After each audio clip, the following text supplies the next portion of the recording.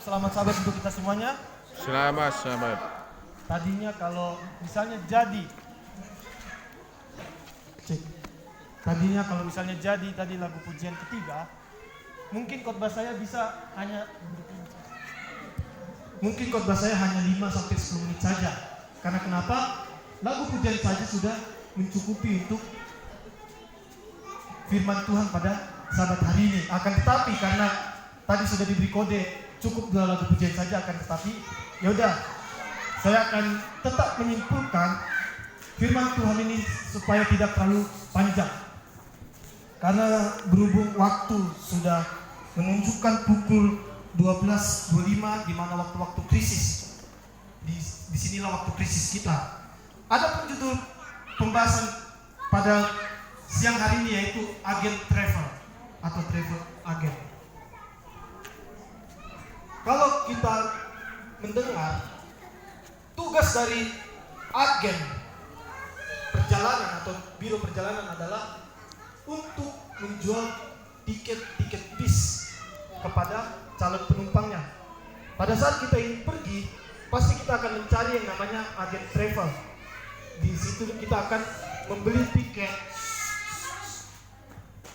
Di situ kita akan membeli tiket kita dan kita akan pergi. Akan tetapi ada satu keunikan dari para penjual agen travel, yaitu mereka hanya menjual tiket untuk ibarat dari Sidempuan ke Medan. Mereka hanya menjual, akan tetapi mereka tidak pernah pergi, tidak pernah ikut juga dari Sidempuan ke Medan. Mereka hanya menjual tiketnya saja. Nah, pelajaran kita pada sahabat hari ini dikatakan tanpa kita sadari bahwa kita pernah atau mungkin sedang menjadi agen perjalanan. Kita pun tanpa kita sadari, kita pun juga sedang menjadi agen perjalanan rohani. Kita hanya menjual tiket ke surga, akan tetapi belum tentu kita juga pergi ke surga.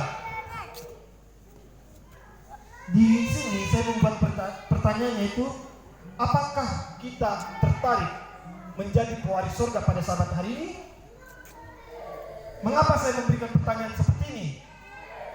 Kalau kita lihat di zaman sekarang, banyak manusia atau terkhususnya umat-umat Tuhan pada zaman hari ini, kalau kita melihat secara realitas yang ada, sekarang manusia sudah tidak lagi menghiraukan masalah surga atau rohani. Umumnya setiap orang sudah merasa yakin dengan prinsip yang sudah diterima secara universal di dunia ini, bahwa masalah surga adalah masalah agama. Jadi kalau kita beragama, kita bakal masuk surga. Sehingga agama bagaikan perusahaan asuransi, ibarat kayak BPJS atau perusahaan-perusahaan asuransi kesehatan. Mereka menjamin akan kesehatan kita. Begitulah juga sekarang, agama jatuhnya dibuat menjadi asuransi, di mana apabila kita beragama, kita akan yakin masuk surga dan kita akan memperoleh keselamatan. Kalau kita lihat di zaman sekarang, manusia zaman sekarang juga tidak tertarik lagi membicarakan masalah surgawi. Akan tetapi bagi mereka surga adalah hidup nyata saat ini. Itulah sebabnya manusia bekerja keras untuk menaklukkan dunia ini. Mereka tidak menyadari bahwa mereka lah yang sudah ditaklukkan oleh dunia ini dengan sistem kebiasaan dunia yang sudah mendarah daging. Padahal kedatangan Kristus justru ingin menjungkir balikan sistem dunia ini dan menggantikannya dengan sistem surga yang jauh berlawanan dengan sistem dunia ini. Jadi sekarang manusia zaman sekarang, khususnya pengikut Tuhan, sekarang lebih cinta akan surga duniawi. Apa yang surga duniawi? Yaitu kekayaan, jabatan, kekuasaan. Itulah sekarang yang diincar manusia pada saat hari ini. Mereka tidak lagi memikirkan surga yang ada, yang Tuhan berikan kepada kita. Karena kenapa? Manusia zaman sekarang, pikirannya sekarang sudah realistis. Mereka hanya melihat, mereka hanya mempercayai apa yang mereka lihat. Ketidaktertarikan manusia atas warisan surga yang dijanjikan oleh Yesus membuat peluang bagi para nabi-nabi palsu yang dikomandai oleh iblis dalam berupa antikristus zaman ini dengan menawarkan surga alternatif, surga imitasi yang secara kasat mata dapat dilihat oleh mata lahiriah manusia berbagai kenikmatan dunia, yaitu berkat, kelimpahan, kepintaran. Itulah manusia-manusia zaman saat hari ini yang mereka ngincar. Untuk tawaran surga seperti inilah yang diburu manusia pada saat ini. Dan jangan kaget, para nabi-nabi palsu ini sangat fasih berkhotbah, mengutip ayat-ayat Alkitab dengan tema-tema yang menyebutkan di atas. Pertanyaannya sekarang untuk kita adalah, apakah kita sudah layak masuk surga atau justru kita akan masuk ke dalam api neraka? Nah, inilah menjadi pertanyaan kita pada saat hari ini. Apa yang membuat kita tidak bisa masuk ke dalam kerajaan surga? Yang pertama adalah tidak peduli kepada Tuhan. Kalau kita lihat cerita di dalam Matius 25 ayat 1 sampai 13 mengenai 10 anak darah, 5 gadis bijaksana dan 5 gadis yang bodoh. 10 orang ini adalah orang-orang yang diundang ke pesta, artinya mereka adalah sanak saudara kenalan atau ditandai dari mempelai itu, menggambarkan bahwa mereka adalah orang yang mengenal mempelai sehingga layak diundang. Begitu juga dengan orang-orang Kristen. Orang-orang Kristen adalah orang-orang yang mengaku mengenal Tuhan Yesus, pengikut Kristus. Mereka mendapatkan undangan dari mempelai untuk turut dalam perjamuan mempelai. Ditegaskan lagi bahwa ke-10 gadis menggambarkan orang-orang Kristen dan bukan non-Kristen. Namun hanya 5 orang dari mereka yang masuk ke dalam perjamuan, sedangkan yang 5 lagi tidak mendapatkan kesempatan. Bahwa ini berarti bahwa dari semua orang Kristen yang telah dipanggil dan diundang, hanya sebagian saja yang masuk. Makanya kita sering dengar banyak yang dipanggil akan tetapi sedikit yang terpilih. Apa penyebab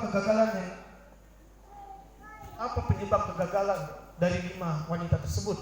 Yang pertama adalah mereka tidak memikirkan apa-apa saja yang harus dipersiapkan.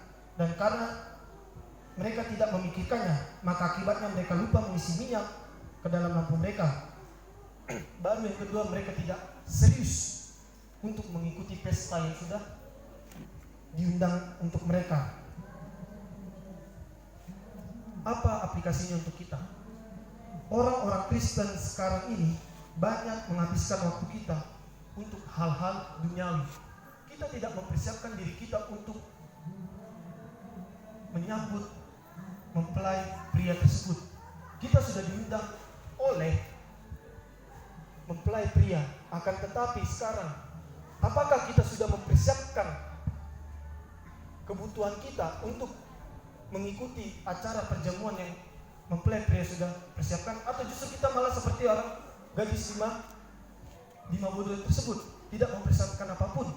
Justru kita malah asik, lalai, santai, dan tidak serius dalam mengikuti kegiatan tersebut. Baru yang kedua, tidak mengerjakan tugas dan tanggung jawab yang diberikan Tuhan. Nah, inilah ciri-ciri juga umat-umat Tuhan yang tidak akan masuk ke dalam kerajaan surga. Yang dikatakan apa? Tidak mengerjakan tugas tanggung jawab yang diberikan Tuhan. Di dalam Matius 25 ayat 14 sampai 29, di sini menceritakan tentang perumpamaan tentang talenta dari 3 orang hamba. Dan yang pertama di sini saya ceritakan, dia tidak mensyukuri kepercayaan atau tugas dan tanggung jawab yang diberikan tuannya, melainkan dipandang sebagai beban yang memberatkan hidupnya. Baru yang kedua, dia tidak mensyukuri niat baik tuannya, melainkan dia hanya melihat tuannya sebagai orang yang kejam dan yang tidak adil, Tuhan yang tidak berbelas kasihan dan karakternya adalah penyintas. Dan yang ketiga adalah dia tidak menghormati tuannya dan memandang rendah perintahnya. Itu sebabnya dia akhirnya menanam talenta tersebut, di mana kawan-kawannya tersebut mengusahakan talentanya, akan tetapi pemuda tersebut justru malah menanam talenta yang diberikan. Baru yang ketiga, kesombongan, di mana kita bisa melihat dari pelajaran orang Farisi, di mana orang Farisi menganggap dirinya benar. Mereka tidak menganggap bahwa kebenaran itu adalah kasih karunia dari Yesus Kristus. Mereka menganggap bahwa keselamatan itu melalui perbuatannya. Si pemungut cukai sebaliknya menganggap dirinya orang berdosa dan memohon kasih karunia Allah. Di sini ada dua tokoh, yaitu pemungut cukai dan satu orang Farisi, di mana pemungut cukai berdoa untuk meminta belas kasihan, akan tetapi satu orang Farisi malah menyombongkan dirinya dengan berdoa. Baru yang kedua, memandang rendah orang lain. Mereka menilai dirinya benar karena menurut hukum Taurat. Mereka menganggap semua yang tidak melakukannya sebagai pendosa. Baru yang ketiga, mencari hormat manusia ke bait Allah. Orang Farisi selalu ingin dihormati lebih dari orang lain. Bait Allah adalah tempat di mana orang berdoa, tempat Allah berdiam menurut doa Salomo, dan rumah doa bagi segala bangsa. Nah, inilah yang dilakukan oleh orang-orang Farisi. Mereka berdoa hanya untuk dilihat oleh orang lain bahwa mereka adalah seorang pendoa. Dan doa mereka pun juga meninggikan hati mereka, di mana mereka tidak pernah melakukan dosa, mereka tidak melakukan apapun. Akan tetapi kalau kita lihat pemungut cukai, mereka berdoa justru meminta pengampunan belas kasihan karena kesalahan-kesalahan yang mereka perbuat. Baru yang keempat adalah membandingkan diri dengan orang lain. Nah, inilah sering kita temui di zaman sekarang ini, yaitu membandingkan diri dengan orang lain. Berpuasa 2 kali seminggu. Orang Farisi dan muridnya berpuasa 2 kali seminggu, Senin dan Kamis, memuliakan Tuhan dengan tubuhnya, membayar per bulan dengan taat, tetapi ditolak oleh Tuhan. Mengapa? Ia tidak menganggap bahwa kemampuannya melakukan semua itu berasal dari Tuhan. Seperti kata Paulus, tetapi karena kasih karunia Allah, aku adalah sebagaimana aku ada sekarang. Baru yang kedua, mereka suka mengkonfrontasikan orang lain yang tidak melakukan apa yang mereka lakukan. Nah, inilah yang selalu dilakukan oleh orang-orang Farisi. Sikap apa yang harus dibenarkan, yaitu yang pertama, menganggap diri berdosa dan kotor di hadapan Allah. Nah, inilah yang Tuhan lihat dari doa pemungut cukai, bukan dari seorang orang Farisi yang mengaku seorang pendoa, mengaku ahli hukum Taurat, akan tetapi Tuhan tidak melihat doa orang Farisi, akan tetapi yang dilihat Tuhan, yaitu doa orang pemungut cukai. Karena kenapa? Menganggap diri berdosa dan kotor di hadapan Allah. Baru yang kedua, tidak menganggap diri lebih rohani daripada orang lain. Baru pemungut cukai berdoa di bait Allah untuk memohon pengampunan dosa dan memohon kasih karunia dari Allah. Sedangkan orang Farisi berdoa di bait Allah karena disitulah banyak orang. Baru dikatakan di sini, Yesus menemplak dan menasihati orang yang sombong di dalam Wahyu 3 ayat 17 sampai 18. Ayat 17 mengatakan, karena engkau berkata, aku kaya dan aku telah memperkayakan diriku dan aku tidak kekurangan apa-apa, dan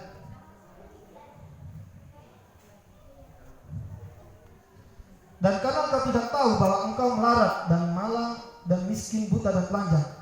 Ayat 18, maka aku menasihatkan engkau supaya engkau membeli daripadaku emas yang telah dimurnikan dalam api, agar engkau menjadi kaya, dan juga pakaianmu putih, supaya engkau memakainya agar jangan kelihatan ketelanjanganmu yang memalukan, dan lagi minyak untuk melumaskan matamu supaya engkau dapat melihat.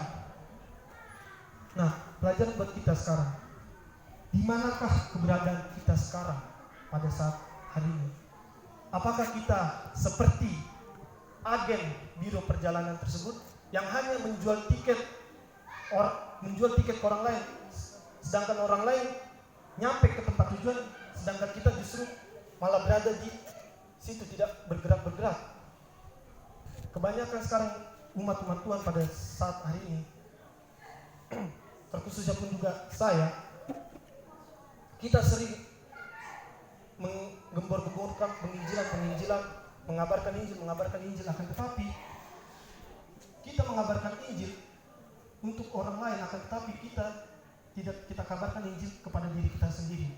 Makanya sebelum kita mengabarkan Injil, lebih terkhusus kita mengabarkan Injil kepada diri kita sendiri. Agar kenapa? Agar kiranya kita jangan seperti agen seorang penjual agen travel yang hanya menjual tiket ke orang lain dan orang lain sampai, akan tetapi kita tidak sampai. Kita juga perlu ikut masuk ke dalam kerajaan surga.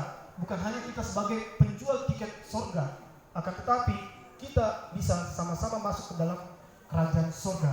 Nah, inilah pelajaran kita atau khotbah kita pada sahabat hari ini yang saya ambil ayat kesimpulannya di dalam Efesus 5 ayat 17 mengatakan, sebab itu janganlah kamu bodoh, tetapi usahakanlah supaya kamu mengerti kehendak Tuhan.